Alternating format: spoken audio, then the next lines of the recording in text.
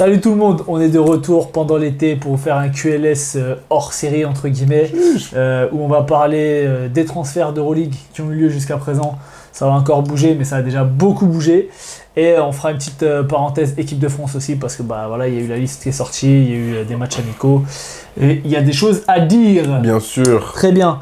Eh bien écoute, ce que je te propose, c'est qu'on commence sur les transferts, et qu'on commence comme d'hab sur les clubs français. Ok, donc on est parti pour les transferts sur les clubs français.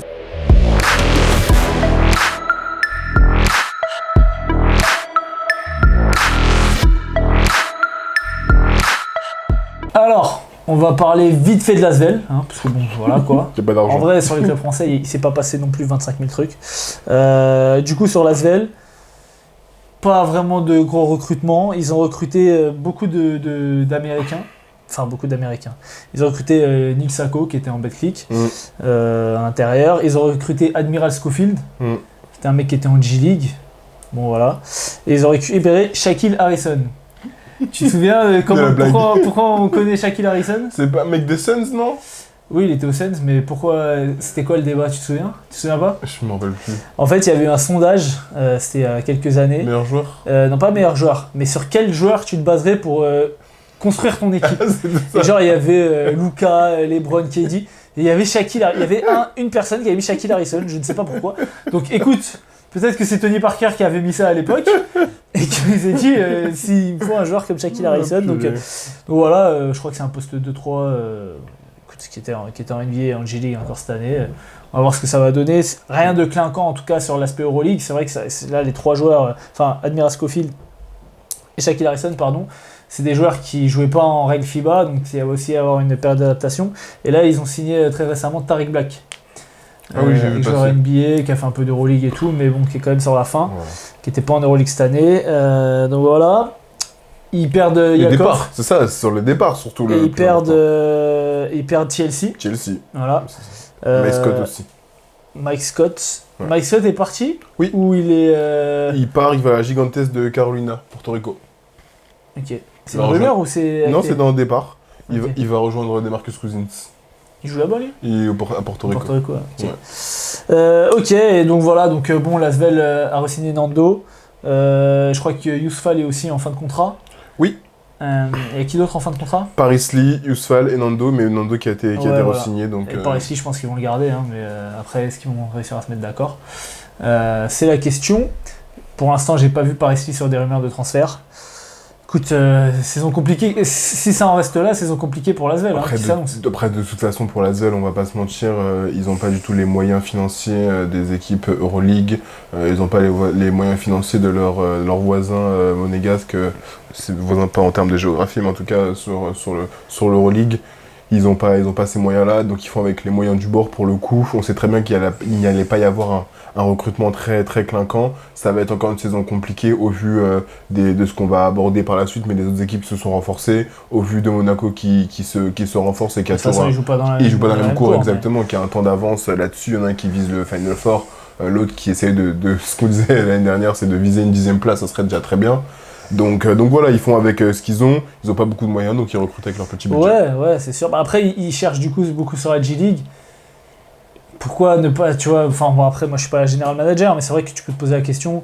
Tu vas chercher en BCL, regarde Paris Basket, bon, c'était sur l'Eurocup, mais ils sont allés chercher pas mal de joueurs de BCL. Ça a marché, même Sylvain Francisco qui était en BCL l'année d'avant, cette année c'est sa première saison d'Euroleague, tu peux aller chercher des joueurs. Ou des joueurs qui étaient en Euroleague cette année, mais qui soit n'ont pas eu un gros rôle. Tu vois, bon, je dis pas Vildoza parce que tu peux pas te le payer, mais tu vois, c'est des joueurs qui potentiellement, vu qu'ils n'ont pas été à leur niveau, tu peux peut-être essayer de les récupérer pour moins cher, pour essayer de les relancer. Mais pour moins cher. Tu vois, ou par exemple des joueurs de Valence, parce que Valence. Ouais, mais quand je dis qu'ils n'ont pas d'argent, ils ont vraiment, c'est vraiment la crise. Bah, qu'ils aillent en BCL, frère. Et en plus, c'est la crise et tu payes déjà, comment ça s'appelle, t'as signé Nando, ça me revient. Geoffrey Lauvergne, merci. Ouais. Geoffrey Lauvergne, que tu payes aussi très cher. Tu vois, donc t'as pas l'argent. Après Nando, là, ils l'ont re-signé, à mon avis, ils l'ont pas re-signé au même tarif. Hein. Bien sûr, mais tu faut quand même le payer. plus Geoffrey Lauvergne. Après, c'est la Zelle, quoi. Genre, je sais pas. Il n'y a pas d'argent. On parle pas de Limoges, là. Mais non, on parle pas de Limoges, mais ils ont pas d'argent. C'est la réalité, elle est là. Il y a une baisse de budget. Tony Parker l'avait annoncé dans une interview, je sais plus laquelle. Il avait dit qu'il allait avoir une baisse de budget l'année prochaine. On savait très bien à quoi s'attendre. On savait très bien qu'il allait pas avoir de gros recrutements. Ils sont à leur place. Ils vont rester à leur place. Malheureusement, je les vois pas faire mieux que ce qu'ils ont fait cette année avec l'équipe. Sachant qu'en plus, tu perds Chelsea qui les a sortis de pas mal de situations, qui a décanté pas mal de situations. Sur ta rotation à la main, tu perds Yakov. Toi, t'es pas fan de Deshaun Thomas, mais tu perds aussi en termes de taille et de poids. À voir les Américains qui ont été signés, s'ils vont pouvoir apporter un peu ce peps. Tout simplement, mais moi, ça me surprend pas. Ils ont pas d'argent. On passe sur une équipe qui, elle aussi, n'a pas d'argent. Qui ça? Monaco. Donc Monaco, les deux grosses recrues, on les connaît. Enfin, la première, on la connaissait même avant que la saison se termine. Kemba Walker. Ouais. Nick Calates, du coup, qui va faire du bien, je pense, dans cette équipe, qui fait du bien un peu partout où il passe, de toute façon. Un peu plus que du bien, on peut quand même... Parce que là, j'ai l'impression que tu me parles d'un joueur, de ça va, il est bon, mais... Non, Nick Calates, meilleur passeur all-time Euroleague. Merci quand même, mets un peu plus d'entrain, mais un peu plus de... Là, il est encore avec l'équipe de Grèce au JO, à mon avis, il va se régaler avec Yanis, etc. Voilà, un peu plus d'énergie. Non, mais voilà. Donc ça va sûrement décaler Mike James sur un poste 2. Ça va décaler Okobo qui jouait déjà poste 2. Donc je pense que Matthew Strazel sera le seul backup de Nick Calates, qui est plus âgé, a moins de temps de jeu que des Mike James ou des Okobo, je pense. Donc Matthew Strazel va peut-être prendre en responsabilité, à mon plus grand plaisir. D'autant que, on en parlera après, mais sur l'équipe de France, en tout cas il va prendre de l'expérience cet été, ça c'est sûr. Départ de Jordan Lloyd au Maccabi Tel Aviv. Mais c'est pas officiel encore. Si, ça y est. C'est bon. Ça a été officialisé aujourd'hui. D'accord, ok. Donc départ de Jordan Lloyd, donc du coup ça libère un peu de place sur les ailes. Pour compenser ça, mais bon, même s'il ne jouera pas, ils ont signé Johan Bégarin de Nanterre, qui à mon avis ne va pas jouer en Euroleague, vu que c'est un 3-2. Déjà il y avait Terry Tarpey qui était quand même plus installé et qui n'a pas joué de la saison. Donc voilà. Et donc l'autre grosse recrue, c'est quand même qu'ils ont signé Papagiannis, du Fenerbahçe aussi, donc qui arrive avec Calates, et qui va faire aussi les Jeux Olympiques avec Calates avec la Grèce, et qui va être assez intéressant. Moi j'aime bien Papagiannis. J'aime beaucoup Papagiannis, j'aime bien. Il leur manque toujours ce poste 3 là qui est en capacité 2 comme on l'avait dit, sachant qu'il y a un retour de Yohan Makoundou qui est de retour de près. Donc tu rapportes encore de la physicalité, de l'athlétisme, donc ça c'est bien. Je pense qu'il aura aussi, j'espère qu'il aura progressé. Surtout qu'avant son départ, il avait fait une bonne fin de saison, avant qu'il parte. En tout cas de son retour de près, donc hâte de voir ce que ça va donner. Mais j'avoue que j'aimerais bien avoir ce petit poste 3 là, enfin petit, c'est même toute proportion gardée, mais ce poste 3 qui leur fait passer ce cap, qui leur permet finalement quand je suis en galère. Après, je pense qu'ils vont avoir un nouveau système et j'ai très hâte de voir ce que va faire Obradovic là-dessus, parce que... Spoiler, rien. Comment? Spoiler, rien. Attends, non mais parce attends. Que Calates va faire, mais pas Obradovic. Moi, j'y crois pas, en tout cas. Toi, t'es toujours défaitiste comme ça. Je suis pas défaitiste. Mais tu peux donner du crédit au coach, des fois, de temps en temps, aussi. Non, mais je donne du crédit. Quand crédit, on peut donner. Par exemple, à Jasikevicius, je vais lui donner du crédit. Oui. À Ataman, je lui ai donné du crédit. À Odette Kata, je lui ai donné du crédit. Enfin bref, il y a plein de coachs à qui j'ai donné du crédit. Obradovic, je suis désolé, on l'a vu, il s'est fait bouffer tactiquement contre le Fener. Mais ça peut arriver de te faire bouffer. Mais l'année précédente... il a été au Final Four. Non, mais ça veut dire que tu peux jamais te tromper dans ta carte de coaching, tu peux jamais faire d'erreur. Ça marche pas comme ça. Brad, il s'est trompé. Je ne suis pas arrêté. Ce que je veux dire, c'est que si cette saison, il me montre l'inverse, je serai le premier, j'ai fait tous mes mea culpa. En l'occurrence, pour l'instant, il m'a pas montré... c'est comme si tu me dis, en tant que joueur, Devin Booker, Paul George, Joel Embiid. C'est des joueurs en qui j'ai pas confiance. Quand KD est arrivé aux Suns, j'ai dit, avec Bradley Beal, j'ai dit ça va aller nulle part. Résultat, ils se font casser la gueule. Oui, mais Joel Embiid, c'est pareil. Je suis d'accord, mais là, sauf que là, en fait, il y a un nouveau système qui va se mettre en place dans le sens où déjà tu perds Jordan Lloyd. Déjà, tu vas avoir un vrai meneur. Donc, ce que tu n'avais pas avant. Et donc, forcément, tu vas décaler Mike James, tu vas le délester du poids de la création. Qu'il a déjà joué avec Calates. Et franchement, moi j'ai hâte de voir ce que ça peut donner. C'est-à-dire que à la création, tu as du Calates. Derrière, t'as du Mike James qui est dans un rôle vraiment de poste 2 d'électron libre. Et en plus, c'est-à-dire que tu devras défendre. Derrière, t'as Okobo, quoi. Exactement ce que t'allais dire. Et en plus, derrière, tu peux faire aussi rentrer Matthew Strazel qui va t'apporter de la défense. Oui. Franchement, moi, j'ai hâte de voir J'espère pour Mathieu qu'il aura vraiment un vrai rôle de backup avec des minutes, un peu à la Yoko Baitis à Barcelone. Il n'y a plus Kemba Walker, il n'y a pas Jordan Lloyd, je vois pas qui va lui prendre sa place. Voilà, alors il y a toujours des joueurs qui n'ont pas re-signé. Oui. Eli Okobo. Oui. Yakuba Ouattara et John Brown. Oui. Et apparemment, on m'a dit, alors on m'en a parlé, j'ai pas vu de source, etc., mais qu'il ne re-signerait pas John Brown, qui ne serait pas remis de sa blessure à l'épaule pendant les playoffs. Donc à voir, parce que je crois qu'il avait un contrat, ils avaient une option sur son contrat. Donc c'est au club de prendre la décision. Si tu perds John Brown, tu perds quand même tu perds beaucoup. Faudra le remplacer. Alors bon, à voir. C'est pas Johan Bégarin qui va remplacer John Brown sur cet impact-là. Peut-être Makoundou, mais bon, John Brown, c'est dur à remplacer quand même. Donc voilà pour Monaco. Qu'est-ce que t'en penses du coup pour l'instant jusqu'à présent du mercato de Monaco ? Je suis pas déçu, je suis plutôt content d'avoir un vrai meneur, parce que vraiment le fait de délester Mike James de cette tâche-là, les équipes vont devoir faire ils vont devoir repenser leur stratégie défensive, parce que là ils avaient tendance parfois, on fait lâcher la balle à Mike James, et donc là tu seras obligé de cibler Mike James, mais en même temps t'as Nick Alates, et c'est très bien que sur pick and roll, si tu le défends pas, tu vas te faire sanctionner, non pas sur son tir à 3 points, parce que c'est pas non plus un très grand shooter, mais sur cette capacité à aller percuter, à créer pour les autres. Donc non, je suis plutôt content. C'est pareil, si tu joues à 3 petits avec Okobo d'un côté, Mike James de l'autre, c'est Alates qui régale, tu peux pas venir aider sur les pics. C'est ça. Et si t'as un grand en plus qui peut écarter sur du pick and pop avec Papagiannis, qui n'avait pas cette année. Il y avait Moté Younas, mais qui est un peu plus pied dans le ciment. Alors ça d'ailleurs c'est quand même quelque chose sur lequel je voudrais revenir, parce que Moté Younas était annoncé sur le départ, apparemment il devrait rester. Il y a embouteillage à l'intérieur quand même. Donta Hall, Mam Jaité, Papagiannis et Moté Younas, ça fait 4 postes de 5, juste sur le poste 5 quoi. À voir, peut-être s'il y en a qui vont partir. En tout cas Moté Younas apparemment devrait rester, des dernières nouvelles. On va voir. En tout cas, Monaco va viser un retour au Final Four et évidemment une place dans le top 4. Mais on va voir avec les autres équipes parce qu'il y a eu du lourd. Ok, alors on va passer sur les transferts des autres équipes.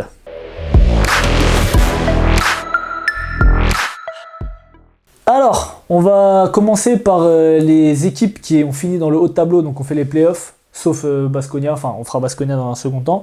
Donc on va commencer avec le numéro 1. Avec le numéro 1, donc avec le Panathinaikos. Le Panathinaikos qui a fait un gros coup, un énorme coup sur cette intersaison, qui a profité de la brocante Maccabi Tel Aviv en allant chercher Lorenzo Brown. Alors oui, c'est très bien de récupérer Lorenzo Brown. Est-ce qu'ils en avaient besoin ? Alors, quand t'as la possibilité de le faire, fais-le. Et c'est vrai. T'as la possibilité de le faire, fais-le. Oui, certes, peut-être qu'ils n'en avaient pas besoin. Preuve en est, ils ont gagné l'Euroleague cette année. Surtout, non mais oui, indépendamment ça. Mais je veux dire, sur les postes extérieurs, c'est pas là où on pensait qu'il fallait qu'ils aillent chercher. Avec un grand Soukas et surtout un Kendrick Nunn qui a montré que sur sa première saison, il était en capacité de. Un Jaren Grant aussi par séquence qui a été plutôt bon. T'as la possibilité de le faire. Fais-le, sachant que sur les départs, tu vas avoir Vildoza qui s'en va. Donc non, on verra comment la rotation elle sera construite, mais tu as la possibilité de le faire. Et on sait que Lorenzo Brown, on l'a vu sur les playoffs, pendant la saison, il a été moins bon. Ah non, mais oui, de toute façon. Mais quand il a fallu jouer un peu au basket. Et puis, comme on l'a dit, le contexte à Tel Aviv était quand même assez particulier. On le voit, toute l'équipe part. Ouais. Donc voilà. C'est vrai que maintenant, du coup, je pense que Lorenzo Brown va starter aux côtés de Kendrick Nunn, que Soukas sortira du banc en mode électron libre, ou vice-versa. Relou. Après, pour l'instant, il garde tout le monde. Ouais. Balcerowski, qui était sur le départ, apparemment, finalement, reste aussi. C'est pas vraiment quelque chose d'important, il joue pas trop de toute façon. Je pense qu'il faut quand même aller chercher un backup pivot derrière Mathias. C'est ce qui leur manque. Clairement, c'est ce qui leur manque. Mais bon, ils ont déjà été champions comme ça. C'est vrai, mais est-ce qu'ils peuvent faire le back-to-back ? J'avais vu des rumeurs, mais je sais plus c'était pour qui. Pour un backup pivot, mais je sais plus qui c'était. C'était faire leur marché du côté de Monaco. Monaco, ils vont en lâcher un. Je t'annonce, Monaco, ils vont en lâcher un. Ah ouais, bah ouais, c'est sûr que si tu vas récupérer Dantaol ou Moté Younas ou. Même JT, imagine. Même Maïjaïté, ouais, non, c'est sûr. Moi, je te dis, ils vont en lâcher un. Monaco, là, comme tu l'as très justement dit, ça va être un embouteillage, ils vont en lâcher un. Et je pense que le Pana va saisir sa chance là-dessus. Ok, donc le Pana, pour l'instant, champion en titre, récupère un des meilleurs meneurs de l'Euroleague. Oh Ça me rappelle le Real Madrid l'année dernière. Comme quoi, ça n'a pas forcément marché. On part sur l'Olympiakos. C'est une très belle transition. Tu veux Exactement. Ah, sur le Real. Bah, t'es sur le Real. Ok, alors le Real Madrid. Donc le Real Madrid, de toute façon, ça va être rapide. Hein. Ils n'ont pas signé grand monde. Alors, ils ont re-signé. Il y avait beaucoup de rumeurs de départ de Tavares et de Hezonja notamment, qu'ils ont re-signé. Donc Tavares pour 5 ans. Et Hezonja, je crois qu'ils ont signé pour 3 ans. Je ne suis pas sûr, mais je crois qu'ils l'ont signé pour 3 ans. Ouais, 4 ans du coup. Ouais. Non, 5 ans même. Bah, 2024, ouais, ça fera 5 ans. Ouais, 5 ans. Ok, bah ouais, pas mal. Donc voilà. Après, ils ont récupéré Andrés Félix de Badalone, poste 2, costaud scorer apparemment. Ils perdent quand même. Bah, c'est bon, ça y est, ça y est. Ah, oui, Vincent Poirier. Je crois que j'allais parler de Carlos Alocen. non, mais vas-y. Ils perdent Vincent Poirier. Ou de Rudy Fernandez. Ouais, non, c'est... Non, donc évidemment, il y a Rudy Fernandez et Sergio Rodriguez qui partent en retraite. Ça va faire plus mal pour Chacho que pour Rudy Fernandez parce qu'ils n'ont pas de backup meneur. À voir si Hugo González part. C'est un jeune qui a fait quelques matchs. Voilà. Et ils perdent surtout Vincent Poirier, leur meilleur pivot sur la saison, qui part à l'Anadolu Efes. Qui, je sais pas si tu as vu l'interview avec First Team, qui disait que c'était sympa d'être backup, mais il aimerait bien aussi avoir des responsabilités et le mérite vu ce qu'il a montré sur cette saison. Et on a compris à quel point, et je crois qu'on en avait parlé durant la saison, à quel point c'était politique.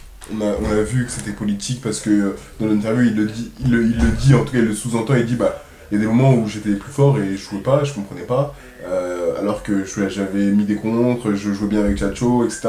Et on voit que c'est politique, et on l'a vu pendant les playoffs, hein. Oui, c'est pendant les playoffs, à un moment, comment il s'appelle, Tavares il est pas bon du tout, et malgré tout il est renvoyé sur le terrain alors qu'il devrait pas y être, donc voilà. Mais ça va lui faire du bien à Vincent Poirier de retrouver une place de starter.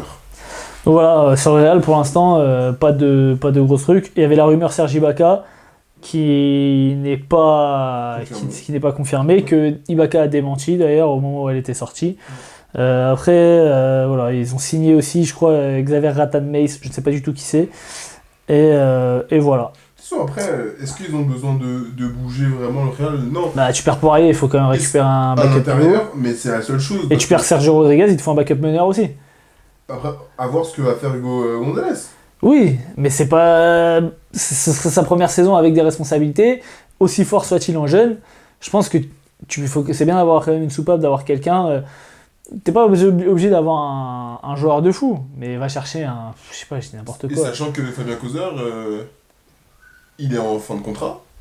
Il y a des rumeurs qu'il annonce partant, mais pour l'instant il est toujours parti. Hein. Oui. Après Fabien Causeur. C'est plus un poste 2, mais tu peux. C'est un 2-3, et en plus de ça, il jouait pas tous les matchs. Oui, mais parce que là c'était aussi. Il y avait toute cette armada. Là tu perds des gens, potentiellement, que tu peux avoir une place supplémentaire. Ouais. À voir, tu vois. Ouais, bon, on va voir pour le Real. En tout cas, pas les plus actifs sur ce truc-là. On peut parler de l'Olympiakos ou pas ? C'est chaud. Si tu veux. Alors, l'Olympiakos, qui perdent Asa Kanan, une grosse perte. Il a été nul à chier cette saison. Mais toi, t'as un hater sur Asa Kanan, de toute façon. Moi ? Toi, t'as un hater. Je suis le premier à le défendre, gros. J'étais le premier à dire, l'Olympiakos. Moi, je mettais l'Olympiakos hyper haut en finale. Ouais, Asa Kanan, c'est le pétard ambulant, nanana et tout. Arrête, gros. J'ai jamais dit, mais là, je suis désolé. Il a été nul. Et en plus, t'avais sorti les stats, parce que sur la fin de saison, j'avais sorti les stats sur les 5 derniers matchs. Il était catastrophique. Et c'est vrai qu'après, il a fait un match à 26. Voilà. Mais il était où au Final Four ? Voilà, comme toi en train de dormir. Donc voilà, c'est pas une énorme perte quand tu vois la saison qu'il a fait. Ils perdent Luke Sikma aussi, qui a jamais trouvé sa place. Il était à Berlin, c'est pas grave. Qui part du coup, et Lounsis qui était un troisième meneur de la rotation. Il récupère quand même 3 extérieurs. Ton super pote d'ailleurs Dorsey. Ouais, écoute, qui a fait des choses pas à voir, parce que dans un cadre comme à l'Olympiakos, peut-être que il peut apporter. plus qu'à Kanan, peut-être, à voir. Luca Vildoza, pas mal aussi. Donc, est-ce que ça annoncerait que Nigel Williams-Goss, qui est annoncé sur le départ, partirait? Parce que du coup, c'est Vildoza, même s'il peut jouer 2, c'est vraiment 1 normalement.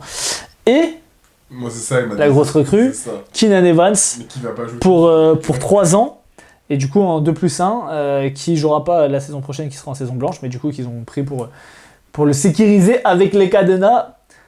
Ça, c'est pas mal. Hein. Ça, j'aime beaucoup. Ça, c'est pas mal. Parce que il fallait sortir de cadenas, là.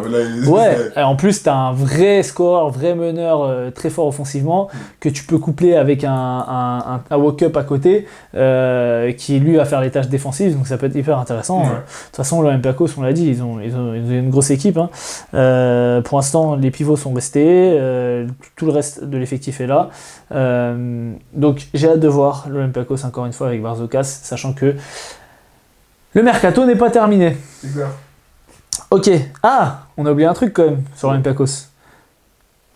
Il y a quand même une recrue potentielle assez intéressante. Un ancien MVP d'Euroleague qui a joué à Sacramento puis à Toronto. C'est fini. Non, là, aujourd'hui j'ai regardé, Masai Ujiri a dit on attend de voir pour sa situation. En gros, Vezenkov veut retourner en Europe. Ah ouais. Et c'est Toronto qui va choisir un peu est-ce qu'ils le laissent partir, est-ce qu'ils en ont besoin, qu'est-ce qu'ils comptent faire avec lui. D'accord. En tout cas, voilà. Bon, si tu récupères Vezenkov, c'est pas mal à la place de Luke Sikma. C'est pas mal. Bon, t'as Alec Peters, il faudrait qu'il se tape pour les minutes. Quoi. C'est ça. Je mens. Je mens. C'est bien bon. Mais bon, bon, merci. Sacha who Sacha Mi. Go on the bench. Donc voilà, alors, ça okay, c'est... J'avais pas du tout entendu en parler de cette rumeur. Ouais, j'ai regardé justement aujourd'hui. Ok, donc du coup on peut parler, on va parler du Maccabi. Très bien. Allez, parlons du Maccabi. Très simple. Ils se sont fait... Est-ce que tu vois au supermarché, tu vois comme ça. Ah, attends, c'est Lorenzo Brown. Hop là. Ah. Leur Big Four, là, Josh Nibo, parti à Milan. On sait pas pourquoi d'ailleurs. Quoique Milan fait un recrutement plutôt pas mal, je trouve. Mais bon, avec Messina, j'ai l'impression que ça va pas le faire. Lorenzo Brown au Pana. Et Bonzi Colson et Wade Baldwin au Fenerbahçe. On reviendra sur le Fenerbahçe. Ça m'est...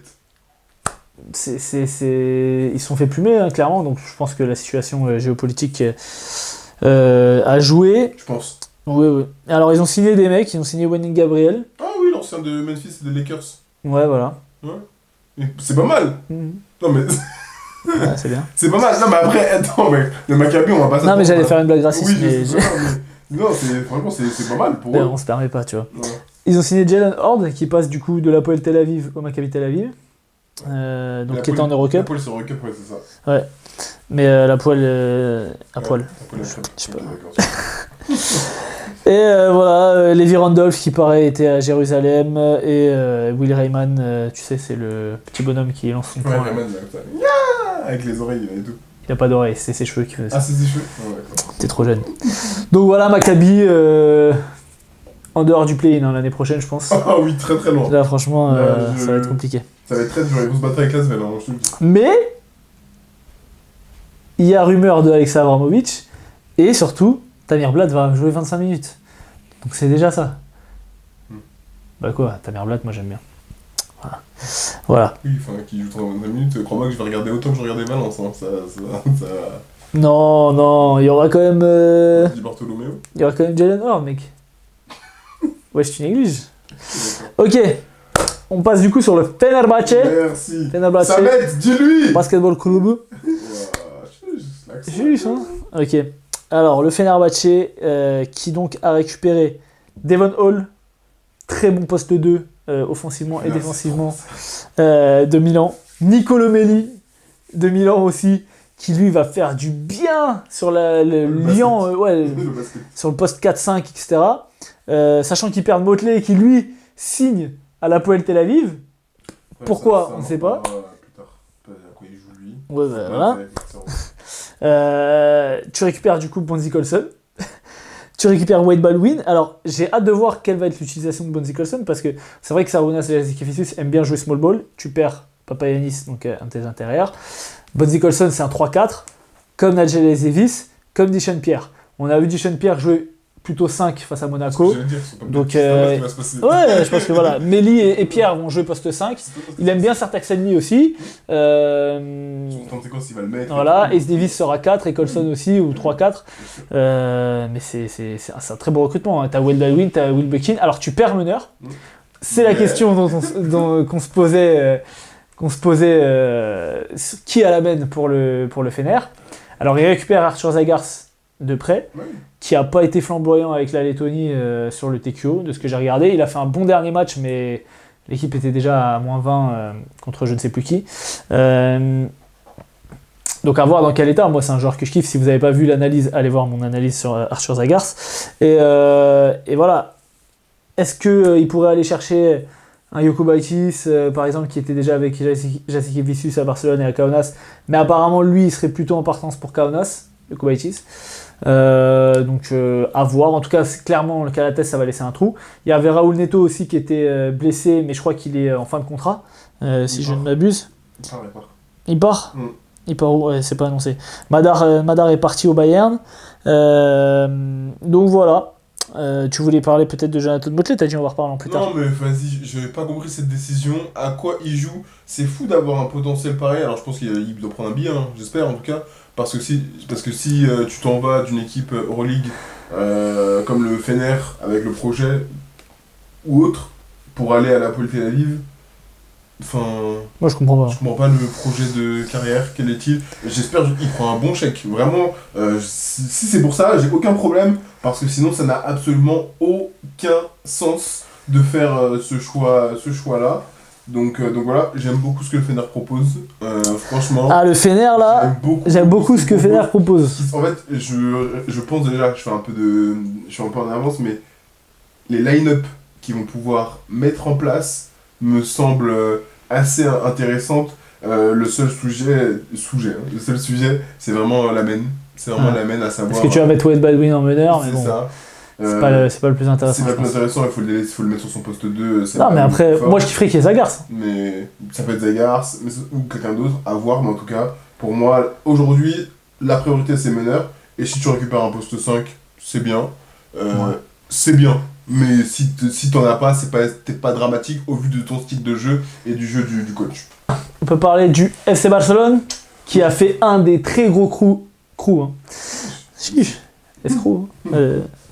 Un 995. Un des très gros coups de ce mercato en signant Johan Penarova. Franchement. Penarova déjà.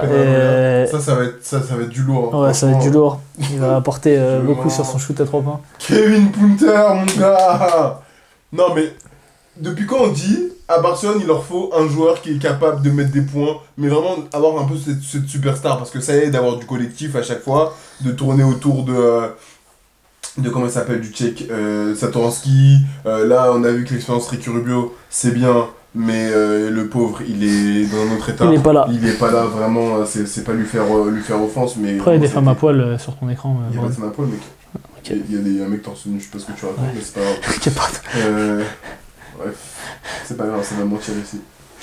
Je continue, du coup, il m'a perturbé avec ses bêtises. C'est pas moi qui t'ai perturbé, on dirait. Ok, d'accord. T'es dans ça, toi? Toi, t'es dans ça. C'est toi qui es perturbé, moi ça va. Hein. Si tu veux, je peux pas revenir sur Barcelone. Qui récupère Kevin Punter. Kevin Punter, c'est très bien.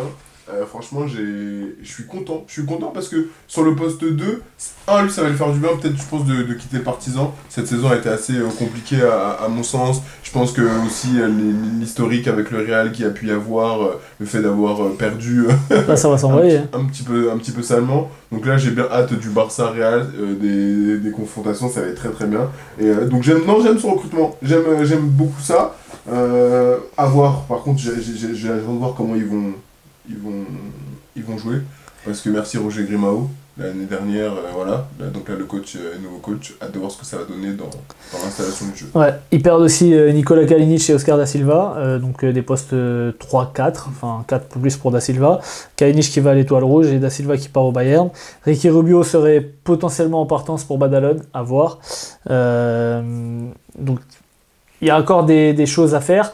Jokubaitis, on l'a dit, est près de Kaunas. Donc, à voir comment ils vont s'en sortir. Je pense que l'équipe n'est pas terminée. Non. Il y avait beaucoup de rumeurs qui étaient sorties. Je sais plus qui, mais j'avais vu beaucoup de rumeurs sur le Barça. C'est trop ça bien. Hein. Ouais, t'as Jabari Parker. Hein. Plutôt poste 4. Oui, mais bon, tu peux le faire jeu 3. Quoi. Bon, à voir. Ok, on a fait le tour des équipes top 7, parce que je compte pas Baskonia. Alors, Baskonia, bon, il n'y a pas grand chose à dire. Hein. Ils ont signé Chelsea. Ils ont changé de coach. Ils ont quand même récupéré Pablo Lasso, coach du Bayern et coach historique du Real aussi. Donc il retourne en Espagne. Par contre, beaucoup de pertes. Enfin, beaucoup de pertes. Grosse perte de Cody Miller-McIntyre. Grosse perte de Marinkovic, Mike Kotsar. Et Kyoza et Theodore, on s'en fout. Mais donc voilà, tu récupères Kamar Baldwin et TLC. Tu arrives à garder Marcus Howard, tu arrives à garder Shima Moneke, qui lui pourtant voulait se barrer apparemment. Donc à voir, je pense qu'il faut quand même compenser les pertes, notamment à la main. Ils sont du bien là. Non, mais il est encore sous contrat. Hein. Il était sous contrat jusqu'en 2025, donc ils n'avaient pas besoin de le Moneke. Marcus Howard, oui, ils l'ont prolongé, oui, ils ont du Berkhala, c'est la saison qu'il a fait. Donc voilà, apparemment Costello serait peut-être aussi sur le départ. Voilà, c'est un projet qui pour l'instant. De toute façon, Baskonia, on n'attend rien, on va pas se mentir. Là, Baskonia, ils ont fait les playoffs quand même. Oui, cette année. Moi je t'ai dit qu'ils allaient les faire, mais on attend rien. Non, tu m'as pas dit. Au vu de l'effectif qu'ils ont, on n'attend rien. Ok, on parle pas de Berlin, on s'en. Attends, quoique, j'ai entendu des rumeurs sur Gabriel Procida qui signerait à Malaco. À Boulogne. À Boulogne. On lui passe un fixe. Je mens. Non, on peut parler de l'EFES. Oui, bien sûr. L'EFES qui a fait un recrutement jusqu'à présent intéressant. Avec Vincent Poirier, on l'a dit. Du coup, qui sera le poste 5 titulaire. Avec Roland Smith, poste 4, hyper intéressant, hyper versatile de Kaunas, dont la perte va faire mal à Kaunas. Et Stanley Johnson, qui était un haut pic de draft de Détroit, qui peut être intéressant en Euroleague, à voir. Hein. Il perd du coup Mike Dome, Ertan Ghazi, Tyreek Jones, Will Clyburn, on ne sait pas où pour l'instant, et Tibor Plyce. Enfin, Will Clyburn a dit qu'il quitterait les fesses, quoi. Quoi qu'il... Ah ouais. Ouais, ils ont dit... Les deux. Ouais, ça y est. Ah ouais, ça... Bonne continuation. Relation poison. Exactement. Donc, par exemple, voilà, Will Clyburn était annoncé à Barcelone, à Milan ou à Monaco. Enfin, ce sont les rumeurs, donc c'est pour ça que tu voulais un poste 3 pour... Moi, j'aimerais pas le voir à Monaco, mais à Barcelone, ça peut leur faire du bien. Et à Monaco, ce serait très bien. Non, ce serait pas très bien. Non, parce qu'il dit que Thierry il défend pas, et blablabla, et blablabla. Et oui, t'as suffisamment de force offensive. Si tu veux un 3-4, dans tous les 3-4 qu'on a cités, etc., quand on avait fait les trucs de Monaco... Il faut voir la disponibilité du marché. Bah, les disponibilités du marché... Nico Batum, il est aux Clippers. Ouais. Voilà. Bah, je sais pas, il y a qui, faut voir. Voilà. Faut voir, mais bon, tu peux trouver, je pense que tu pouvais trouver, je pense que tu peux encore trouver. Va chercher Juancho Hernan Gomez. Ah gros, c'est devenu un soutien le mec. Il fait des écrans, il prend des rebonds maintenant, bah c'est ce qu'il te faut. Hein. Et il peut te mettre des tirs à 3 points, excuse-moi. Je préfère avoir Will Clyburn quand même, merci. Ouais, je sais pas, il peut niquer ton groupe. Ouais. C'est quoi ce bruit là? C'est là-bas. Pousse la porte. Non, pousse la porte, oui, il comprend pas pousser la porte. Voilà, merci bien. Ok, alors le Bayern, on va juste dire que Sylvain se barre. Oui, il va à Kaunas. Voilà, qui va signer à Kaunas, donc ça va être intéressant puisqu'il n'y a plus Keenan Evans. Donc il y aura Butkevičius et je sais plus comment s'appelle l'autre meneur. Butkevičius, c'est ça. Enfin, Butkevičius qui est un peu plus un 2. Oui. Donc intéressant pour lui. J'espère que Jokubaitis va pas arriver pour prendre des minutes aussi, ça serait chiant. Mais voilà, qui confirme du coup qu'il reste en Euroleague. Kaunas qui est une équipe qui va être intéressante à suivre. Qui garde Kevarius Hayes, qui perd Roland Smith, mais qui garde son noyau avec Ulanovas, Butkevičius, etc. Un bonbonnière là-bas, c'est bien. Voilà, en tout cas, il va connaître une autre ambiance que celle du Bayern de Munich. Aucune. Alors, on peut parler en parlant d'ambiance. Transition. On peut parler des clubs de Belgrade. Parce que là, ça a bougé dans tous les sens. Ils n'étaient pas sûrs de repartir en Euroleague jusqu'à très tard. Et on peut dire qu'ils vont essayer de tout faire pour rester en Euroleague. Alors, moi, je ne le mets pas tout à fait sur le même niveau, le recrutement des deux équipes.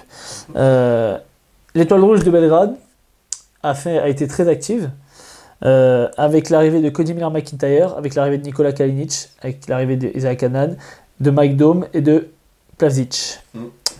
Bon, ils ont des départs, mais rien de fou. Hein. Topic, mais il jouait pas. Il était blessé toute l'année. Gillespie a joué quelques matchs. Mike Tobey, bon voilà, il s'est fait sauter par Bolobé. T'es hypé par Theodosic, Mike Tobey, on sait. Adamanga aussi qui a peu joué, pas mal de blessures, et voilà. Moi, je trouve que le recrutement est intéressant. Pour le coup, tu fais pas de gros coups non plus, quoi. À part Cody Miller-McIntyre. Le reste du recrutement est léger. Kalinic, mais c'est une équipe qui était déjà légère l'année dernière. Non, c'était pas une équipe qui était légère, c'est une équipe qui était au ras des pâquerettes l'année dernière. Là, t'as une équipe qui est un peu plus cohérente. Oui, mais ce que je veux dire, c'est quoi l'objectif de l'Étoile Rouge ? Mais d'être en playoff. Ils feront pas les playoffs avec cette équipe. Hein. Mais en tout cas, ils peuvent s'en donner le moyen. L'année dernière, l'équipe a été au ras des pâquerettes. Ils avaient récupéré, comment il s'appelle, le meneur américain Shabazz Napier. Shabazz Napier, au final, repartir, sur le papier, avec la fin de saison qu'il avait fait à Milan, mais... c'est un peu comme Cody Miller-McIntyre. À voir, parce que Cody Miller-McIntyre, sa première saison de Euroleague, il a fait une très très bonne saison, rien à dire. Mais dans un système où ses stats étaient gonflées par déjà le jeu de Baskonia qui est très up-tempo, par le fait que il avait beaucoup d'actions où il gardait la balle en attendant que Marcus Howard ressorte et prenne des tirs de fou furieux, et vu la saison de Marcus Howard, ça a fait aussi gonfler ses stats. À voir sur un style de jeu peut-être différent, comment il va apporter. Moi j'adore Cody Miller-McIntyre, mais ce que je veux dire c'est que pour moi, c'est ce vaut avec Shabazz Napier quand il est arrivé à l'Étoile Rouge l'année dernière. On était quand même... ils ont récupéré Theodosic et Napier l'année dernière, ça a quand même plus de gueule que juste Cody Miller-McIntyre, je trouve. Donc, voilà. Après, pour moi, c'est la grosse recrue de ce truc-là. Isaac Hanan, on l'a dit, qui a fait une saison en demi-teinte, qui est peu en difficulté sur les même 2 dernières saisons, hein, on peut le dire. Kalinic, bon joueur, tu vois, de complément, etc. Mais c'est pas... Mais attends, mais on n'attend pas d'Étoile Rouge qui termine top 4. Enfin, au bout d'un moment, il faut être aussi réaliste. Non, mais bon, je veux dire, quand tu vas voir le recrutement du Partizan, par exemple... Oui, mais d'accord, mais on ira. Et pourtant, c'est l'Étoile Rouge qui est champion d'ABA League. Hein. Oui, mais du coup, je pense que là, sur l'Euroleague, l'Étoile Rouge s'est donné les moyens d'avoir une équipe qui est plutôt cohérente, qui est plutôt compétitive. Pourquoi ils seront pas compétitifs ? Je les attends... Pareil, je les attends dans le play-in. Je les attends à la lutte pour le play-in, à voir si la saison sera aussi serrée que cette année. Ils étaient largués Ils étaient pas largués, il y a 2 matchs de la saison, de la fin de saison, ils pouvaient encore jouer le play-in. Ils pouvaient encore le jouer, mais ils étaient... ils vont faire la même chose alors. Donc, pour moi, quand tu fais un recrutement à la fin de la saison, le but c'est de passer un cap. À l'heure actuelle, l'Étoile Rouge, ils ont signé beaucoup de joueurs. Mais pour moi, l'équipe passe pas un cap... L'équipe, elle est pas plus intéressante là qu'elle l'était l'année dernière. Ouais, putain. Attends, Giedraitis, quand il arrive de Baskonia, mais c'est aussi fort que Kalinic, je suis désolé. Giedraitis à Baskonia, il fait une grosse saison, il arrive, on se dit c'est un poste 3-4 qui va pouvoir écarter le jeu.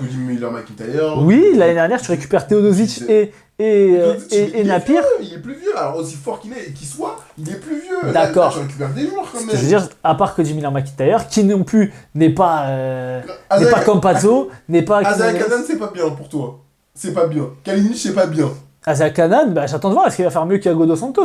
Est-ce que tu penses que Isaac Hanan, même si Yago joue plus 1, mais c'est des profils un peu similaires de pétards ambulants qui peuvent scorer. Après, l'un qui défend plus quand même que l'autre. Non mais attends. Oui, à voir. À voir, écoute, je suis pas persuadé, ils ont quand même des joueurs genre Branko Lazic qui est là pour défendre sur les postes extérieurs. Ils ont Nedovic toujours. Si t'as Nedovic, est-ce que t'as besoin de Hanan ? C'est vraiment le même profil pour moi. Sauf que Nedovic est plus fort slasher. Alors on va voir. Je suis pas convaincu en tout cas. Par contre, de l'autre côté du Détroit de Belgrade, je sais pas s'il y a un Détroit, je trouve le recrutement plus intéressant. Donc, Paris Basketball. Non, Partizan Belgrade, voilà. Marinkovic de Baskonia. Très intéressant. Un tir bien clean dans le... Bien clean, on en reparlera dans l'autre truc. Ça j'aime beaucoup. Très bien. Frank Ntilikina. Ça, j'attends de voir. J'attends de voir. Moi, comme je t'ai dit, sur la signature, pour lui, déjà c'est bien parce que ça va lui donner du temps de jeu, ça va lui permettre de se relancer. On sait qu'il a prouvé quand il était en Europe, notamment du côté de Strasbourg, il a fait des grosses perfs. Il est en capacité de, donc j'espère qu'il va retrouver du rythme. Je n'en dis pas plus parce que je vais en parler de lui sur les campagnes là. Voilà. Au niveau Mais de bon, France, en tout cas, c'est intéressant, moi je trouve. Mais c'est plutôt la recrue d'après qui m'intéresse. Il fait Lundberg. Ça j'aime bien. Voilà. Ça j'aime bien. Très bien. Très bon recrutement. 3 joueurs qui vont t'apporter directement, qui vont avoir un rôle. 2 joueurs et qui sont. Voilà.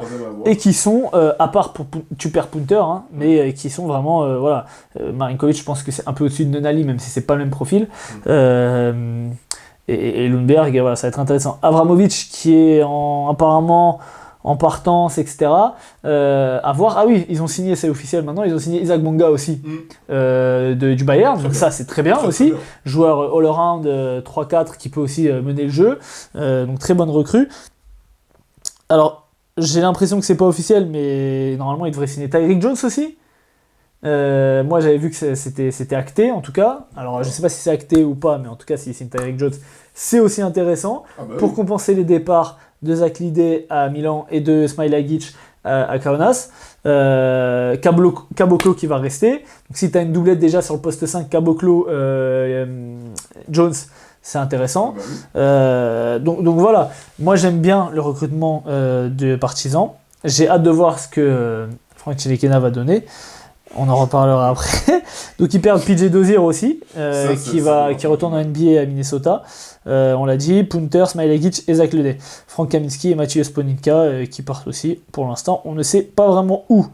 Ok pour les 2 équipes du coup de Belgrade. De qui on n'a pas parlé ? On n'a pas parlé de Milan qui a fait un gros recrutement. Voilà, je suis pas plus ça sur Milan. Ah bah Milan il récupère quand même, je vais te dire. Mais ils ont fait un gros recrutement, j'ai vu. Josh Nibo, Bolmaro, Zach Lidé. Et après, Nenad Dimitrievich, Armoni Brooks et Ousmane Diop, que je ne connais pas plus que ça. Ils perdent Devon Hall et Nicolo Melli, Poitres et Ismaël Kamagaté. Déjà, Zach Lidé et Josh Nibo, c'est intéressant dans la raquette, sachant que tu gardes Mirotic, tu gardes pour l'instant Kyle Hines, t'as toujours Maodolo, t'as toujours... alors Shabazz Napier en fin de contrat, alors Kyle Hines aussi en fin de contrat, à voir. Voigtman, à voir comment ils vont gérer tout ça, mais bon, c'est un bon recrutement. Pour autant, j'y crois pas tant que ça, vu que ça fait 2 ans qu'ils signent des gros joueurs et que ça se passe toujours mal. Après, il va se blesser Nikola Mirotic. Voilà. Donc voilà, je crois qu'on a fait le tour. Hein. Sur Milan, on est bon. Et Paris Basket, on n'en parle pas ? Paris Basket, il s'est rien passé. Paris Basket, pour l'instant, ils ont juste perdu leur coach, Thomas Ezeualo, qui est parti comme assistant à Memphis. Ils ont signé Léopold Cavalière. Okay. Ils perdent Mehdi Nguama, Mohamed Diawara, qui était un jeune qui ne jouait pas, et pour l'instant il ne s'est rien passé, sachant que Nadir Rifi fait la Summer League avec Minnesota et qu'il a fait un excellent premier match en 14 minutes, il fait 11.5 passes, donc à voir, est-ce qu'il se montre en Summer League, est-ce qu'on lui propose peut-être un contrat, et que Samet me dit TJ Shorts apparemment sera annoncé au Maccabi. Moi j'ai vu ça nulle part, mais bon, lui apparemment il a des sources. Donc on va voir. Hein.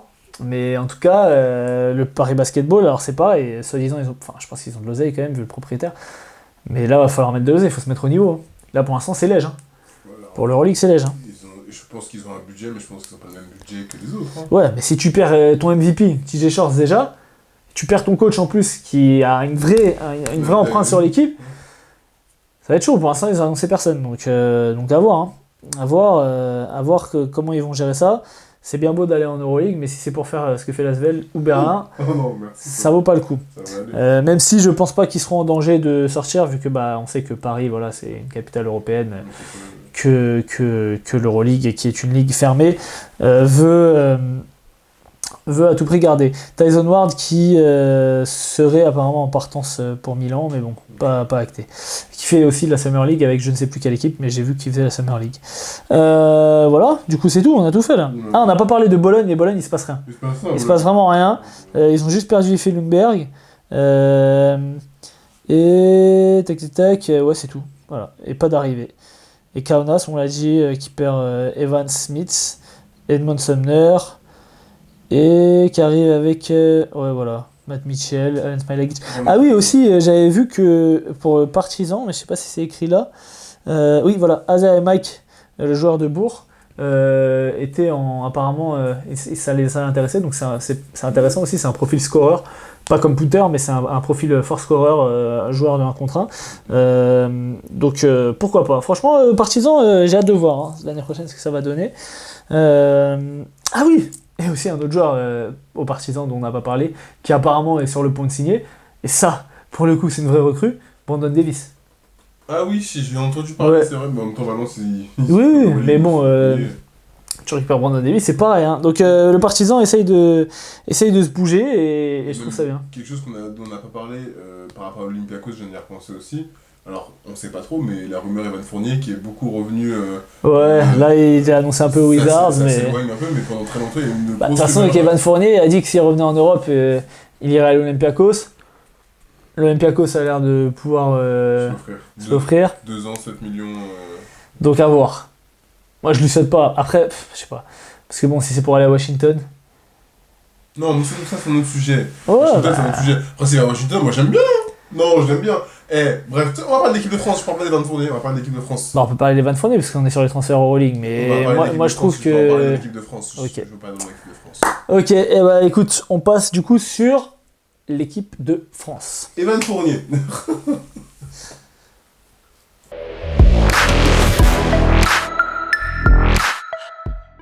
L'équipe de France qui commence et continue sa préparation pour les Jeux Olympiques de Paris, qui n'auront pas lieu bien sûr, puisqu'il y aura une grève générale. Mais bon, eux, vu qu'ils jouent à Lille, ça les dérange pas. Tu veux qu'on commence sur la liste des 12 peut-être ? Allez. Alors on va commencer, donc Vincent Collet qui a donné sa liste des 12, donc que je vais vous donner. Mathieu Strazel, Andrew Albici, Franck Tilikina, Evan Fournier, Isaac Ordiné, Nando De Colo, Bilal Koulibaly, Nicolas Batum, Gersheni Aboussele, Victor Wembanyama, Rudy Gobert et Mathias Le Sort. Quel est ton avis sur cette liste ? Non, mais en fait, la liste, il y a quelques surprises. Il y a quelques surprises dans le. Sachant que Vincent Poirier s'est blessé à la cheville pendant la prépa. Blessé. Ça a facilité le choix sur les postes intérieurs. Oui, et de toute façon, pour moi, il n'y avait pas vraiment de. Je pense que s'il y avait eu Vincent Poirier, il serait parti avec les 5. Oui, donc voilà. Donc ça a libéré une place. Ça a libéré une place, donc, mais je pense que c'est parti sur les 5. Ce qui me comment dire, qui me chafouine un petit peu, qui me dérange un petit peu dans cette liste, c'est qu'on a vu ce qui manquait à l'équipe de France. Mais au-delà, sans rentrer pour l'instant dans les matchs, on l'a vu sur les compétitions précédentes, ce qui manquait à l'équipe de France, c'est cet axe, ce poste 1, qui a la capacité de tenir la balle quand on est en difficulté sous des grosses pressions, et 2, c'est cette créativité. Je rentre même pas dans les matchs en tout cas de préparation qui ont eu lieu, je parle vraiment de ce qu'on a pu voir sur les compétitions précédentes et sur les fenêtres internationales. Ce qui nous a manqué, ça a toujours été ça. C'est vraiment ce poste 1, cette créativité. Et là, maintenant si je peux un petit peu avancer, quand je vois la liste, je me dis, sur la liste élargie qu'il y avait, on avait des postes 1 et on avait de la créativité. Là, sur la liste des 12 qui a annoncé, j'ai le sentiment qu'on a un poste 1 qui est capable de mener la balle sous pression, en tout cas de la remonter. Mais la créativité, qu'est-ce qu'on en manque ? Qu'est-ce qu'on manque de créativité ? Et je suis désolé, c'est pas lui faire offense, parce que on sait tout ce qu'il a pu faire pour le basket français, mais dans De Colo, il peut plus. Il peut plus. Et je rentre pas dans les matchs de prépa encore, il peut plus. Et tu peux pas avoir Nando et Evan, on va y revenir par la suite, parce que en fait, la créativité, c'est pas juste lâcher des passes magiques, c'est aussi être capable de battre son joueur sur du 1 contre 1 pour casser le premier rideau. Et on a des joueurs qui sont capables de le faire et qui sont pas dans la liste. Ouais, alors moi là où je te rejoins, c'est que.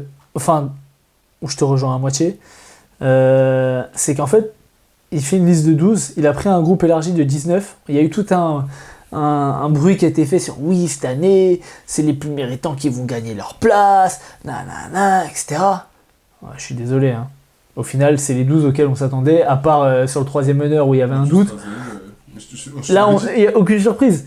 Nando De Colo, est-ce qu'il a performé sur les matchs de prépa ? Non. Apparemment, aux entraînements, il était bien. Bon, bah, c'est bien beau, mais bon, ce que je sache, on va pas faire un tournoi à la hoops. C'est naïf. Malédon, moi, sur les matchs qu'il a pu faire, je l'ai trouvé intéressant. Tu prends Killian Hayes, alors apparemment, Killian Hayes et Jalen Horde, que tu cuts directement pour histoire physique, etc. T'as pas pris Sylvain Francisco.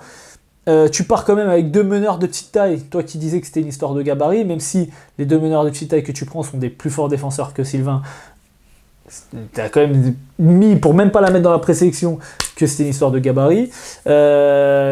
Tu prends Evan. Alors Evan, moi je suis d'accord, hein, fallait le prendre, mais on a l'impression que son statut n'a pas été vraiment remis en question, même s'il sort un petit peu du banc, mais bon, il y a quand même eu une histoire dans les matchs amicaux où il s'est bagarré et ça. Pour moi, pour l'instant, on va sur ce que. Avant d'être sur les individualités, va sur le collectif comme voilà. tu le fais. Mais du coup, la liste, je suis d'accord avec toi, ça manque clairement d'un Eli Okobo ou d'un Ade Irifi, même plus d'un Eli Okobo qui peut créer pour lui et pour les autres, qui a fait une saison de très haut niveau, qui a fait des matchs amicaux, je trouve, de bonne facture. C'est surtout que. Oui, c'est gentil dans de Colo, mais là pour moi il n'y a pas photo. Et il doit avoir la. Et en plus, bon, c'est pas un meneur clairement, mais il sait monter la balle sous pression. Donc si c'est plus monter la balle sous pression et ainsi de jouer un pick and roll, j'adore Mathieu Strazel, je suis très content que Mathieu Strazel soit pris dans les 12. Mais ça doit faire chier Eli Okobo de voir que le mec qui était en tenue toute la saison en Euroleague, qui joue sur un poste relativement similaire au sien, est pris en équipe de France et pas lui. Moi mon problème il est pas là. Hein. Mon problème c'est Nando De Colo, clairement. Pas que. Moi mon problème c'est sur Franck Ntilikina aussi. Mais après moi oui. Comme je t'ai annoncé. Oui, mais Franck en fait on savait qu'il allait être pris. Mais c'est le seul meneur un peu longiligne, fort défensivement soi-disant. Il est claqué depuis le début de la prépa. Au bout d'un moment, on va arrêter de tergiverser. On sait toutes les capacités qu'il peut avoir, on sait ce qu'il est capable d'apporter, mais franchement pour le coup, je crois que c'est Erwan qui disait ça, et pour une fois je suis d'accord, pas tout le temps d'accord avec lui, mais là je suis vraiment d'accord, on voit un mec, ça fait longtemps qu'il n'a pas joué au basket. Bien sûr. Il n'a pas de rythme, il n'a pas d'automatisme, il fait des fois il fait des écarts, un moment il a pris un tir, il a fait un écart à 3 points, après il reprend un tir, il fait un autre écart. Dans les premières passes, il est en panique. Sur le deuxième cas, alors on peut parler des matchs, contre la Serbie. Sur la deuxième mi-temps, parce qu'il fait une bonne première mi-temps, il met 2 tirs à 3 points voilà. Et tout, et du coup il le relance dans le 5 en deuxième mi-temps. Troisième quart-temps, il est en souffrance. Et comme tu dis, en fait, c'est des trucs que peut-être statistiquement tu vois pas, mais il subit la pression. Oui. La première passe n'arrive pas dans le bon timing, n'arrive pas au bon endroit, la passe est un peu à terre, etc. Donc en fait ça nique le système, et en fait bon. En face, il y a Alexa Abramovic qui casse les couilles, faut le dire, on parlera de la Serbie. Mais voilà, c'est vrai qu'on n'a pas ce meneur aujourd'hui, et je suis assez bien placé pour le savoir, oh putain, vas-y, on est rassuré quoi. Tu vois, il monte la balle, il n'y aura pas de problème. Et même derrière la télé, il est en panique. Ce que pouvait faire un Nando quand il était plus en forme, ce que pouvait faire un Thomas Hurtel. Mais attention, après, tu l'as très justement dit. Et de toute façon, on a fait quand il y a eu la liste élargie qui est sortie, je crois qu'on a fait une vidéo, et même lors des fenêtres, on avait parlé. Il y a un petit moment, on avait dit, on sait très bien qui va aller au JO. Oui, bah alors, il n'y a aucune surprise. On avait dit que Mathieu Strazel avait fait des excellentes fenêtres, qu'il avait montré qu'il fit très bien avec l'équipe de France. C'est un joueur à profil défensif. Il a sauté Andrew Albici, clairement dans la rotation aujourd'hui sur les 2 derniers matchs amicaux, c'est lui qui est meneur titulaire, il joue 25 et 18 minutes, Albici joue 6 et 7. Alors on va voir sur les JO, mais bon, faut le préparer, Albici, si tu comptes le faire jouer. Donc voilà. Les 10-11, on les avait quasiment déjà en tête, donc en soi, la surprise, entre guillemets, c'est Mathieu Strazel, mais pour moi, c'est la seule surprise qu'il y avait dans le... Oui. On savait très bien que tout le discours de « il faudra... » C'est pas une énorme surprise. On avait dit que ça se jouera entre Strazel et... Bien sûr. Et on avait dit qui ? Et Sylvain. À l'époque, on savait pas que Sylvain allait pas être dans le truc. Mais finalement, sinon, Sylvain n'était pas dans les 12. On savait qu'il allait pas 19. On savait. Il allait pas prendre Kylian Hayes. Je le voyais pas prendre Kylian Hayes. Il allait pas prendre Malédon. Bien sûr. Alors que là, il aurait pu mériter. Tous les autres, on les avait. Donc voilà. On savait très bien. Et du coup, il n'y a pas de surprise. Mais maintenant, si on va sur les individualités, je suis désolé, Franck Ntilikina, il est pas en Cannes. Je suis désolé, ça se voit. Il est en souffrance. Vraiment, nous joue au basket, donc on voit... Après, c'est la prépa, le but c'est d'être prêt au début des JO. Mais là, on fait que entendre ça, le but c'est d'être prêt. Ouais, mais au bout de la prépa, il y a aussi des signes. Il y a aussi, ça t'envoie des signaux, il y a différents signaux qui te sont envoyés pour te dire, là, faut peut-être faire attention. L'année dernière, on fait une prépa quasi sans faute, on perd juste les derniers matchs. Mais regarde l'équipe qu'on joue. Bon, je suis désolé, c'est pas vrai. Ok, là cette année on joue Serbie, Allemagne, etc. L'année dernière, on n'a pas joué des peintres. On joue l'Australie, je sais plus exactement, mais en tout cas on a joué des bonnes équipes. Je sais pas si tu peux retrouver. Time out, je couperai et on va regarder les équipes. Vas-y. Du coup, on a regardé la prépa. En effet, c'était un peu moins fort que cette année. C'est pas un peu moins fort, c'était nul. Tu jouais quand même le Monténégro, tu jouais quand même la Lituanie. Et tu joues quand même l'Australie, Oui, alors. qui sont des équipes.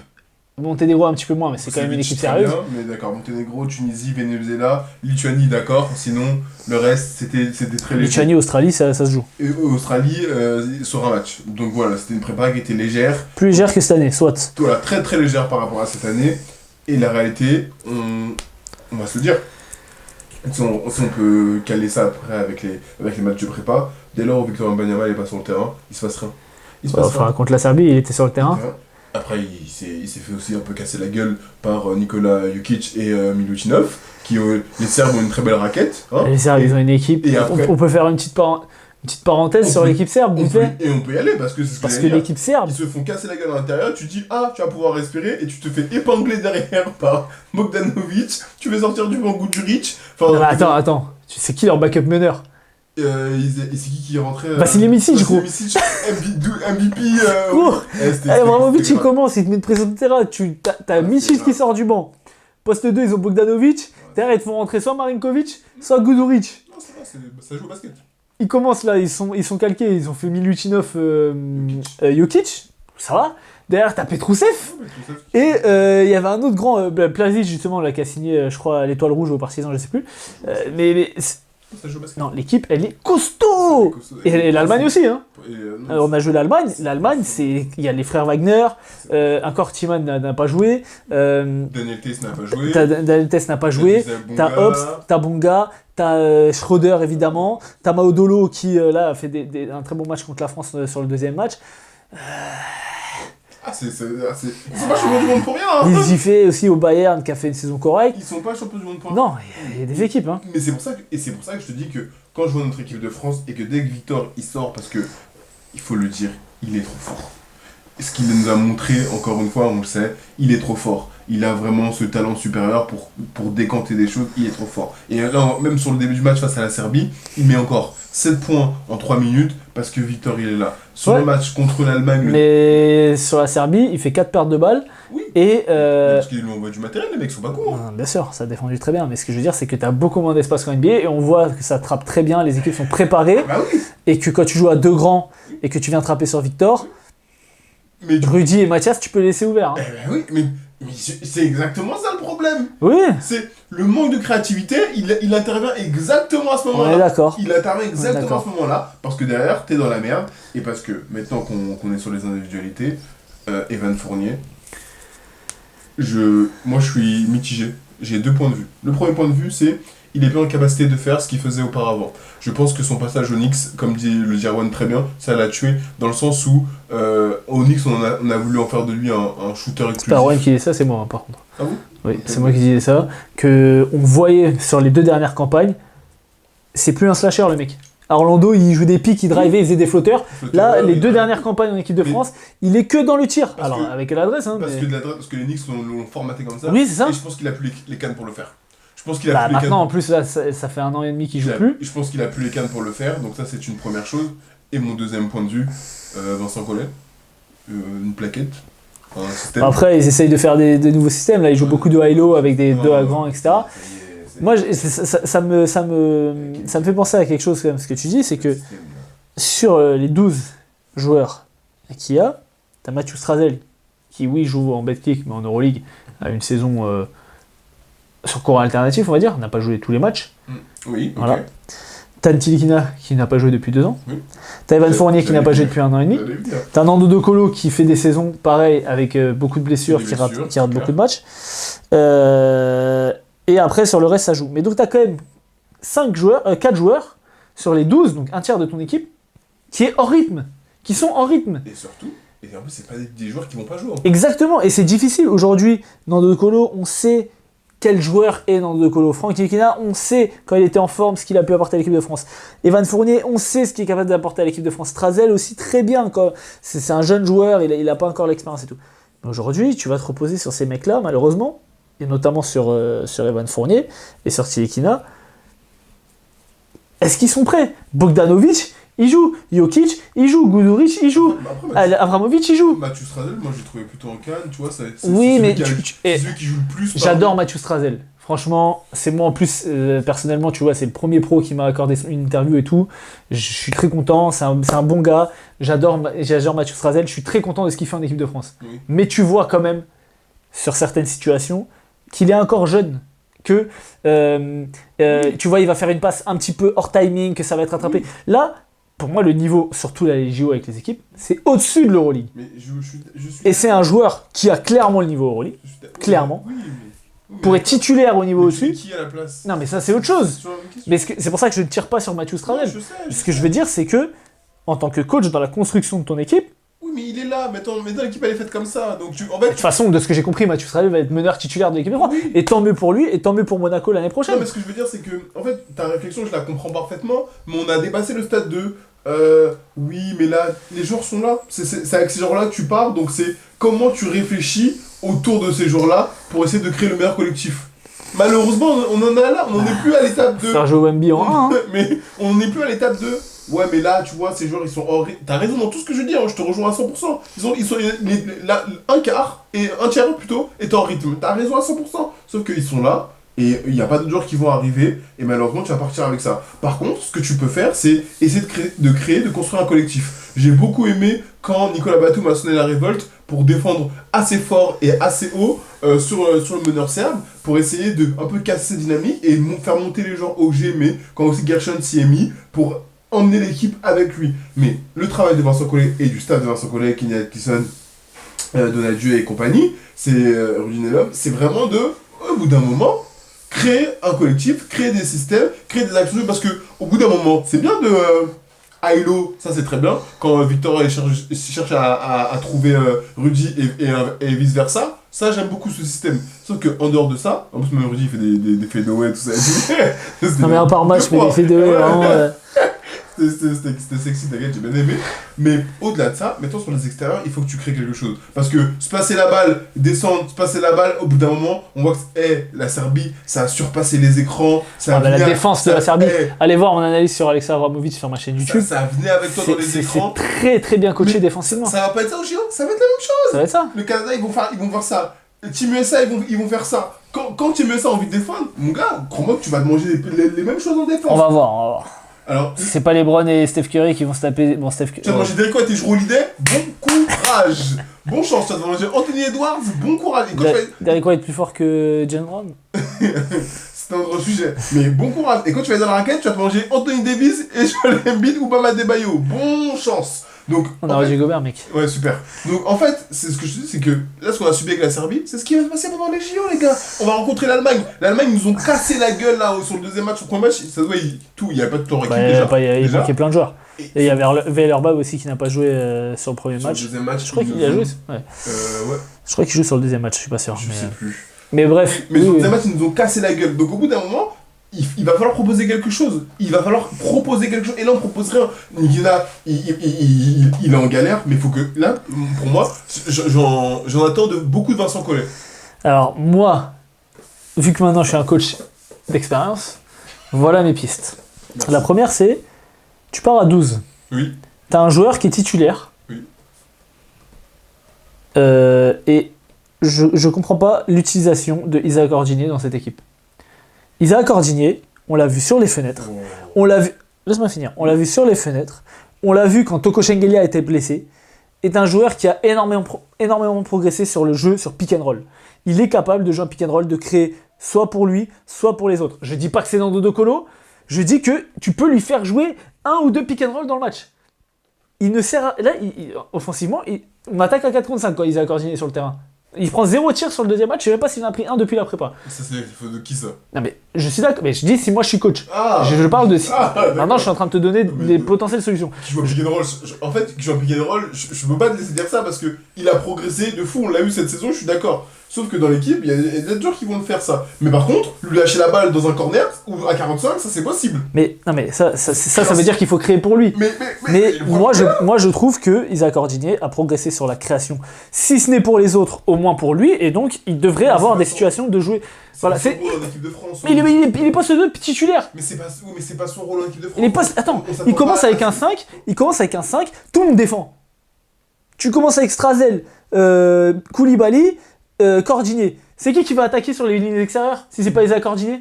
Mais peut-être Bilal. Arrête Bilal, on l'a vu. Bilal, qu'est-ce qu'il peut faire offensivement? Il est plus fort, il est plus abouti que Isaac Cordier aujourd'hui offensivement. Moi je ne pense pas. Bah voilà. Dans la tête de Vincent Collet, c'est ça. Et après il joue avec Victor et Rudy. Il attend que Victor décante des choses. Voilà. Non mais de toute façon, clairement dans cette équipe, la création doit être créée doit venir des intérieurs. Mathias Le Sort, personne va le tenir en 1 contre 1, ça va trapper, ça va ouvrir des tirs. Maintenant, c'est sûr que si de l'autre côté, t'as Bilal Koulibaly qui est pas un shooter fiable, t'as Andro Albissi qui est pas un shooter fiable, t'as Ntilikina qui est pas dans un bon jour, ou Batum qui est capable aussi de passer à travers de temps en temps, même si depuis 1 an, depuis qu'il est quand même en très grande forme. Voilà, à voir. Mathias Le Sort, Victor Wembanyama, ça va être des mismatchs permanents. Rudy Gobert aussi en FIBA, on sait qu'il va se faire trapper, il va être gêné, etc. Maintenant, il faut que à l'extérieur, ça propose autre chose. Quand la raquette est fermée, dès que ça attrape, ça trappe. Dès que les intérieurs attrapent la balle, ça trappe. Qu'est-ce qu'on propose pour les extérieurs? Quand ils passent devant, par exemple, et qu'on ne peut pas jouer les high-low, qu'est-ce qu'on propose pour les extérieurs? On propose rien. Il n'y a pas de jeu sans ballon. Ok, donc aujourd'hui, qui va créer du jeu côté extérieur? Evan Fournier. Mais Evan, il crée plus de jeu, malheureusement. Donc, moi, j'aimerais qu'Evan Fournier soit capable de le faire comme il a pu le faire avant en équipe de France. Je n'y crois pas trop. Nando De Colo, il peut plus. Il pourra plus. Peut-être qu'il va faire une passe dans le tournoi, voilà. Mais il ne pourra plus. Mathieu Strazel, ça peut être la bonne surprise. Andro Albissi, ils vont pas créer, il va passer en dessous sur tous les écrans. Voilà, on sait très bien que ça va se passer comme ça. Franck Ntilikina, en vrai de vrai, en termes de création pour les autres, c'est pas la folie.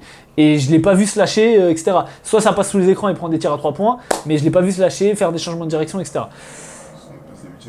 Donc, sur les lignes extérieures, Bilal Koulibaly, on l'a dit, très fort sur de la transition. Pour l'instant, sur du jeu placé, il est pas prêt. Batum, c'est pas son jeu. Donne sa chance à Isaac Cordier, tu l'as pris dans les 12. Mais c'est pas le rôle qu'il attend de lui. Il reste des matchs de prépa. J'ai pas dit que ça va être la solution. Je dis, tu n'as pas essayé. Mais moi, je suis d'accord avec toi. Si tu me demandes mon avis, je vais te dire oui. Bah voilà, alors. Mais je te dis pas. En fait, je suis réaliste. Tu me dis, c'est pas son rôle. C'est qui décide du rôle? Mais c'est Vincent Collet, tu vois. Attends, regarde. Attends, il y a 2 semaines, je t'aurais dit, ouais, Mathieu Strazel, meilleur titulaire en équipe de France. Tu m'aurais dit, c'est son rôle? Ah, moi je t'aurais dit non. Bah voilà, aujourd'hui il l'est. Donc ça veut dire que si Vincent Collet dit il l'est parce que Vincent Collet c'est une girouette. Non mais si Vincent Collet décide de dire à Isaac Cordier, Isaiah, je veux que tu joues un peu plus de pick and roll, j'ai pas dit que tu dois être mon premier créateur, mais que tu nous apportes plus offensivement parce qu'il a pris 0 tir sur le match. Oui, mais ça, c'est parce que putain, Isaac Cordier, attends, on a suivi la saison de Bologne. Hein. Et je l'ai eu aussi en interview, et on a vu... Voilà.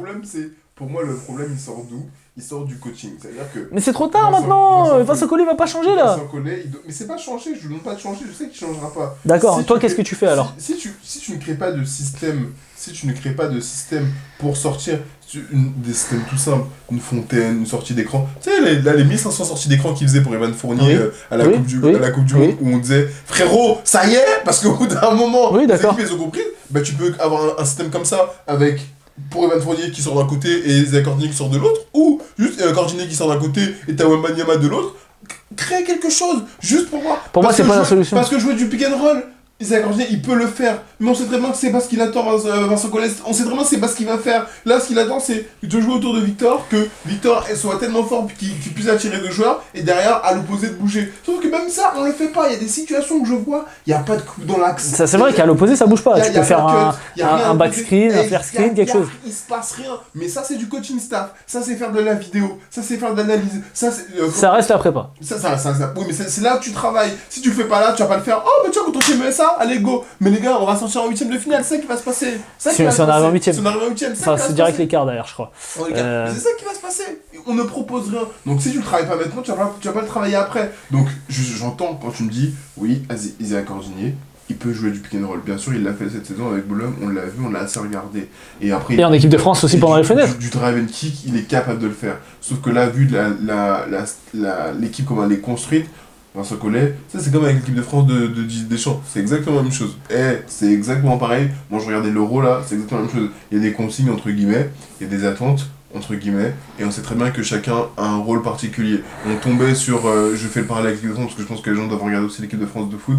On tombait sur un peu sur Tchouaméni parce qu'on disait ouais mais je pense que c'est des consignes de jeu. Pourquoi il y a un mec quand il est au Real, il brille?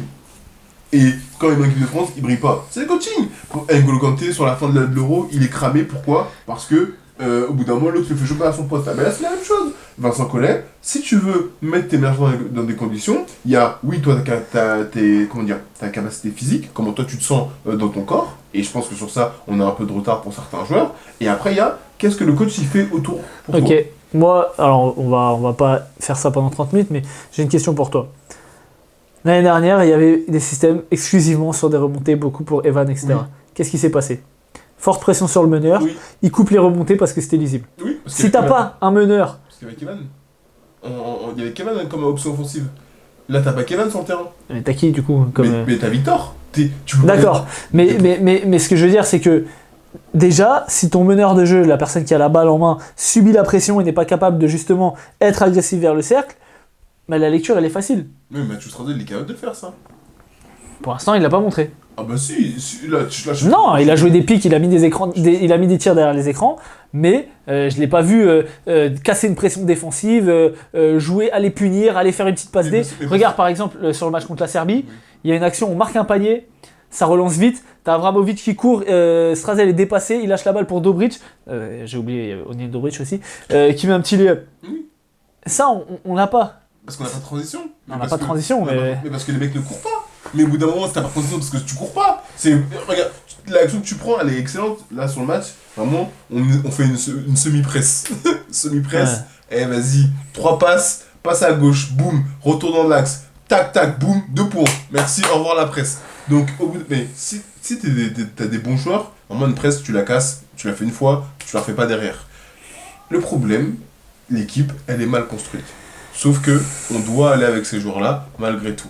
Le coaching staff a du temps encore pour avoir des systèmes, pour créer du jeu, ou en tout cas des entrées de système. J'ai besoin de voir le système Ailo, Rugy, Victor, Rugy fonctionne très bien, sauf qu'au bout d'un moment, les mecs, ils vont l'anticiper. Et je veux pas avoir Victor Wembanyama faire des step back à 3 points pendant 35 minutes. Il peut en mettre, il en mettra, mais je veux pas avoir ça. Tu sais que sur les 2 derniers matchs, au niveau stats, on est à 34% au tir et 37% au tir au global, donc, 28% à 3 points. Donc au bout d'un moment, ça y est, je veux pas avoir ça, merci, ça suffit, je veux voir autre chose. Je veux voir Victor, voilà, créer du jeu, quand ça va venir attraper, il est en capacité de lâcher la balle. Mais je veux qu'en même temps, quand lui, il crée du jeu, je veux qu'à l'opposé, ça puisse bouger. Je veux qu'il y ait des remontées. Je veux voir Franck Ntilikina sur des remontées, du Bilal sur des remontées, du Isaiah Corginet sur des remontées. Je veux voir du cut dans le dos, comme Bilal Koulibaly l'a très bien fait. Il a mis 2 tomards en plus derrière. Voilà, c'est ça, sur des backdoors et tout. C'est ça que je veux voir. Mais ça, c'est du coaching staff. Ça, c'est mettre des systèmes en place. Donc si Vincent Collet ne le fait pas, crois-moi que les phases de poule, elles vont être salées. Ok, et bah écoute, prochain match, c'est contre qui? Je sais plus. Je sais plus du tout, j'ai plus en tête. Je crois qu'on joue... on joue pas le Canada ou... En amical, je crois? Canada? Si, je crois. Hein. Ah ouais, déjà? Je crois que c'est le Canada, ou je sais pas si on rejoue la Serbie, mais... Bref, c'est pas écrit. Non, j'ai pas. On revient. Il reste le Canada, donc vendredi prochain, et l'Australie le dimanche. Donc on enchaîne 2 matchs en 2 jours. France-Canada à Orléans et France-Australie à Orléans aussi, donc 2 gros matchs. On verra déjà contre le Canada. Ça va se castagner la castagnade. Comment ça va casser la gueule? Voilà. Bon, on a fait le tour. Le tour. Gros big up à Bronny James. Et gros big up à Armel Traoré, plus sérieusement, qui joue un petit peu avec les Lakers en Summer League, qui fait des petites stats correctes. Nadir Ifi à voir hein, avec Minnesota ce que ça donne. Et voilà. Et allez, le Paris Basketball, envoyez-nous des abonnements, enfin des places pour les matchs d'Euroleague. Bisous. Gossip Girl. Allez. Va te taper au mortier.